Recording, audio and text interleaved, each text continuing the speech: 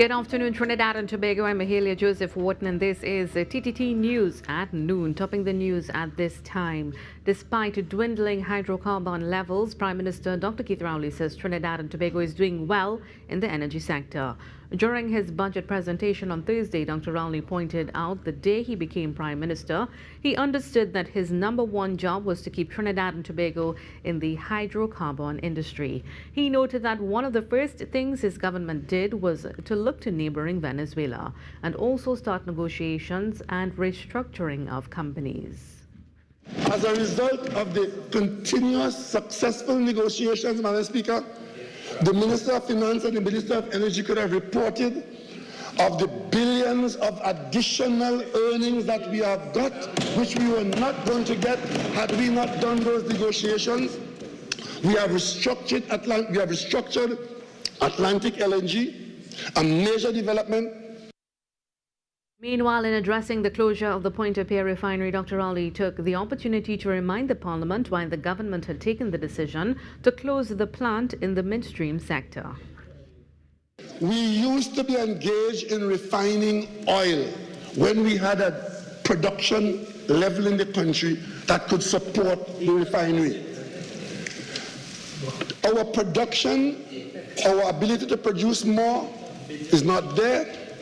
And buying oil to refine it as we were doing was making huge losses which the country couldn't afford. Prime Minister Dr. Keith Rowley was speaking at the budget presentation on Thursday. The constituencies of St. Joseph, Tunapuna, Lopino, Bonia West, Aruka Maloney, Dabadi Omera, Arima, La Hokata Talparo and Toko Sangre Grande are saluting the government for demonstrating their interest in the well-being of the citizens of Trinidad and Tobago. In a joint media release, the executive of the respective constituencies said the national budget, which was based on a total revenue of $54 billion with a deficit of $5 billion, shows the government's thrust to reinvesting our revenues into the country's development. The release added that this can only redound to a significant contribution to plan for diversification and future sustainability of our country. The constituencies also congratulated the government for an excellent budget, which gives a future filled with hope, possibility, and prosperity. Ghost housing. The description by Housing and Urban Development Minister Camille Robinson-Regis regarding housing units allegedly constructed and paid for which can't be physically verified. The Aruka Maloney MP was referring to a 2013 KPMG audit report which was unable to account for the hundreds of millions of dollars allocated to the construction of the homes during the 2011 to 2015 period. And I quote, "The corporation has not prepared a comprehensive inventory of its housing units available for sale.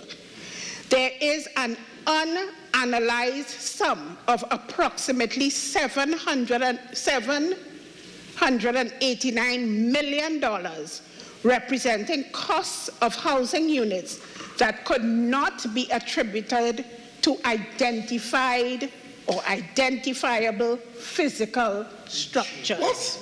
Yes. Mr. Robinson-Regis said that the matter is presently being investigated. WASA is advising affected customers served by the El Socorro booster station that this is due to a ruptured suction pipeline at the facility.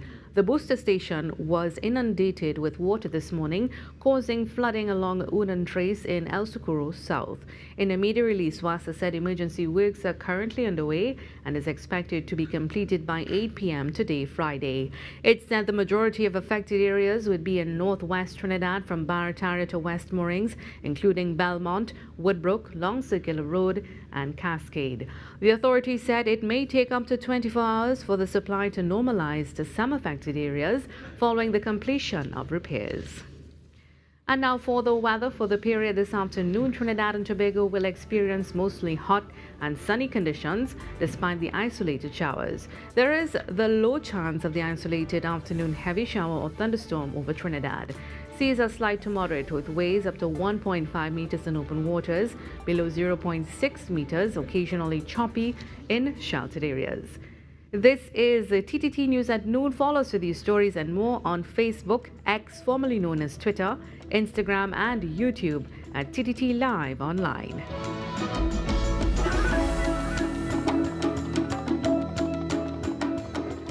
An online learning platform which will feature broad-based introductory level courses geared towards building awareness in sustainability and sustainable business practices was launched by the National Gas Company of Trinidad and Tobago on Thursday. The program, Caribbean Sustain You, will showcase local and regional Caribbean educators, case studies, and other course materials. Managing Director of Caribbean Ideas Academy and co-founder of the program, Keith London II, said their primary mission is to empower companies and to first educate their workforce and stakeholders. Aim to foster a deep understanding of the environmental, social, and governance principles that drive responsible business practices. Sustain You serves as a vital communication tool to bridge the gap between awareness and actionable change. We recognize that education is the cornerstone of any transformative process.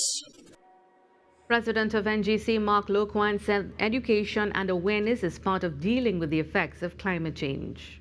Put on this platform,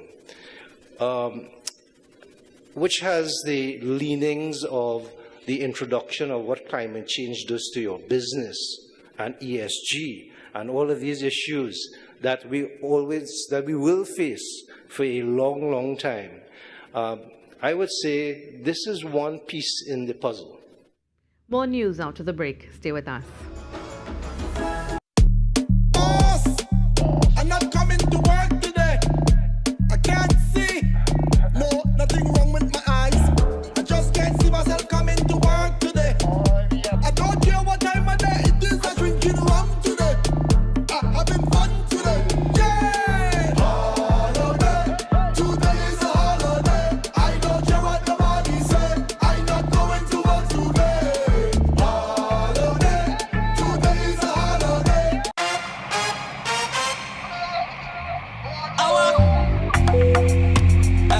LP. Just chat. I just chat. Any drink that the bag will be plenty. Calibre liquor shot at the century. Now the thing start. We love the drinks to me heart and me send shots to the head, hit the liver. Next 991. We don't play with it. We drink, we don't play. Welcome back to Sport Now. A massive CONCACAF Nations League clashes on tonight at the Hazy Crawford Stadium between Trinidad and Tobago and Guatemala, with the home team aiming to consolidate their position as group leaders, and that mission continues at 9 p.m. The Warriors are top of League A Group A, and coach Angus Eve stresses the goal is to earn another 3 points against Guatemala and maintain their status. You know, our first quarter storm is to maintain our A status. We have been here for a while, and you know, doing what we did in the first matches gives us a little bit of freedom to express ourselves a little bit more. And so, yeah, we're going to take the game very seriously, and we're in a positive frame of mind. And the boys want to do well for the country, so going into the game, you know, we're going with no fear. While he is happy with the start his team has gotten, he has emphasized to his charges the mission is not yet complete. Not anything as yet. We see this game that we're going to play as a final. We see it as a game that we need to win or not lose, so that we can first probably maintain our position, as I said, in the A, and then the possibility of us going on to the quarterfinals with a win is very real. So the guys understand the expectations. The games that have gone has gone already. The guys went back out to the club. They've been refocused, and they come back here now, raring to go and put on the colours for Trinidad and Tobago and represent the country.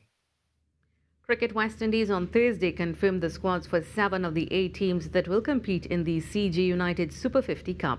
Here's Wayne Cunningham with the details. The confirmation of the combined campuses and colleges squad will come following their selection camp in Trinidad to make up the full quota of teams for this year's Super 50 Cup. The 50-over tournament will officially bowl off in Trinidad on Tuesday, 17 October, with the opening match between the Trinidad and Tobago Red Force and the CCC at the Queen's Park Oval from 9 a.m.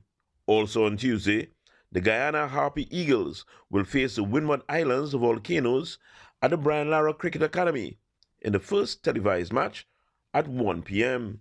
The tournament will feature 31 matches to be played at 3 venues: the Brian Lara Cricket Academy, the Queen's Park Oval, and the Sir Frank Worrell Cricket Grounds of the University of the West Indies Sport and Physical Education Centre, UWISPEC, at the St. Augustine campus. Have a good afternoon.